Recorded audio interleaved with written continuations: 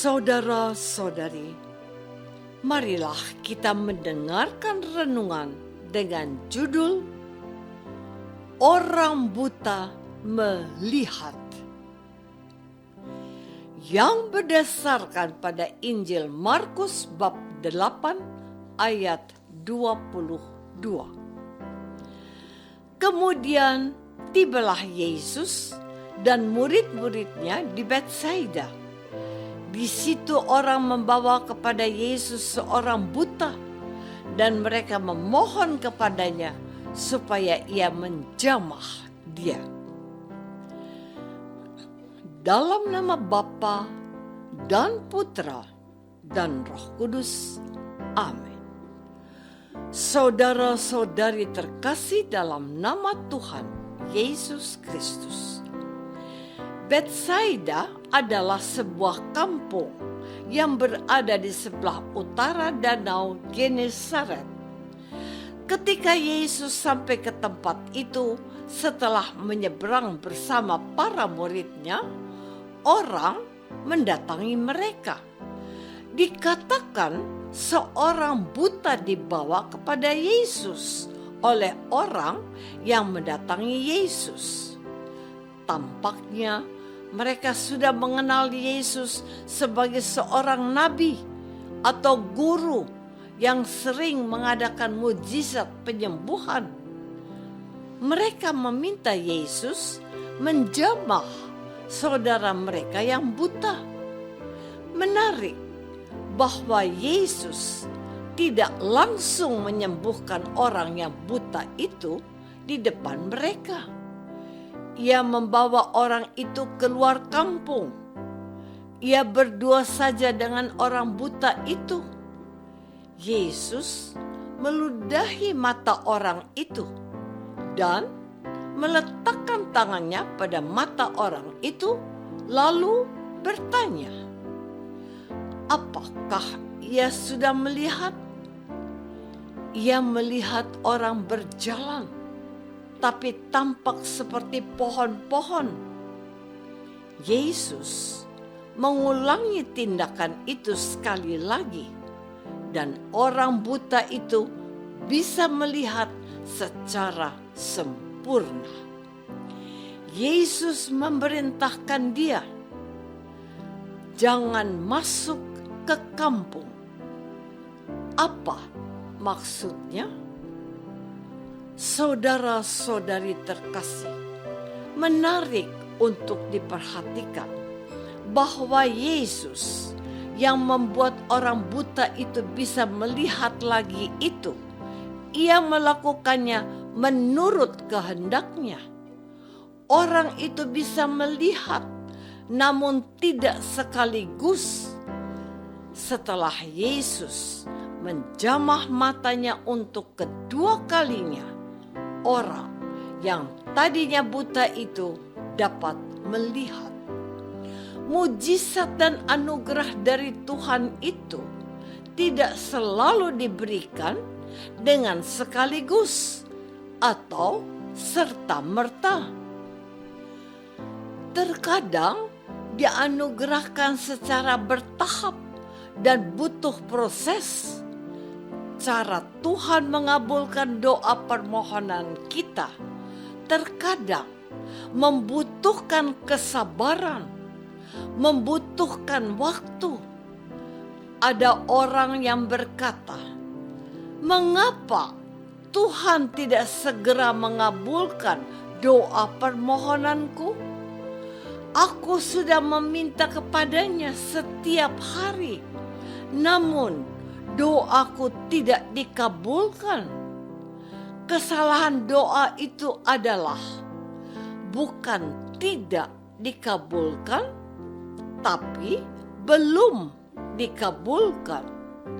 Butuh kesabaran. Bukankah Yesus yang berkata, "Mintalah, maka akan diberikan kepadamu"? Setelah orang buta itu sembuh, dia dilarang masuk kampung. Mengapa? Mungkin saja akan timbul kehebohan dan Yesus akan diserbu orang banyak yang mengetahui hal itu, sehingga dia tidak bisa mewartakan Injil Kerajaan Allah dengan leluasa. Saudara-saudari terkasih, ada 2 atau bahkan 3 hal yang menjadi perhatianku pada hari ini. Pertama, ada orang yang sedemikian peduli dengan keadaan saudaranya yang membutuhkan kesembuhan, yaitu orang yang buta. Mereka tahu bahwa Yesuslah yang menjadi jawaban atas persoalan tersebut. Mereka membawa orang yang buta itu kepada Yesus supaya ia dijamah oleh Yesus. Kedua, Tuhan sanggup mengabulkan permohonan orang-orang tersebut. Namun, terkadang diperlukan proses yang memakan waktu. Orang harus sabar menantikan anugerah yang datang dari Tuhan. Ketiga, bahwa orang harus taat pada apa yang diperintahkan oleh Tuhan jika sudah menerima anugerah penyembuhan atau pengampunan dosa. Hari ini, Yesus melarang orang yang sudah bisa melihat itu untuk tidak masuk kampung.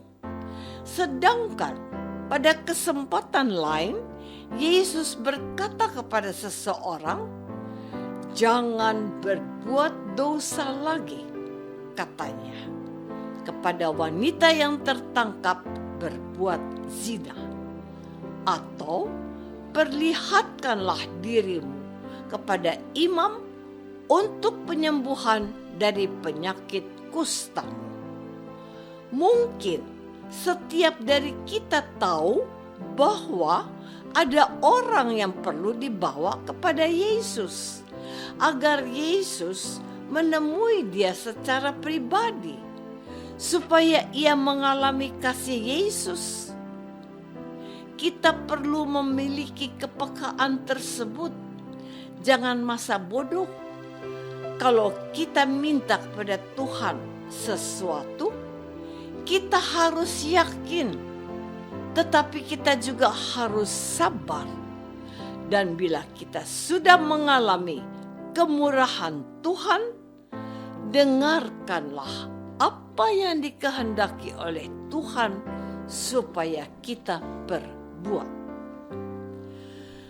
Saudara-saudari terkasih, banyak dari antara kita sesungguhnya mengalami kebutaan rohani, hidup sesuka hati, meninggalkan gereja, tidak berdoa, dan alpa bersyukur atas karunia-karunia yang Tuhan anugerahkan kepada kita. Kalau ada yang mengingatkan kita agar kita menyadari bahwa kita beriman tapi tidak menghayatinya, kita harus berterima kasih bahwa masih ada orang yang mengingatkan kita. Banyak dari antara kita yang meninggalkan doa karena merasa doanya tidak dikabulkan Tuhan.